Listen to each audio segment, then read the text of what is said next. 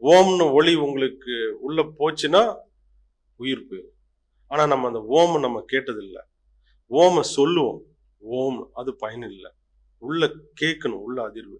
அது கேட்க முடியாது நம்மளால. திரும்ப திரும்ப என்ன ஆகும்? மனம் ஆசைப்பட்டுக்கிட்டே இருக்குது. உடல் செயல் பண்ணிக்கிட்டே இருக்குது. அந்த ஒலி கேட்காது.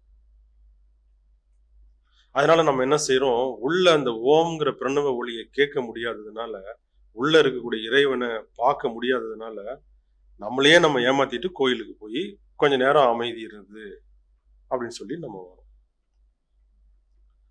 அடுத்தது தெளிவு குருவின் திருவுரு சிந்தித்தல்.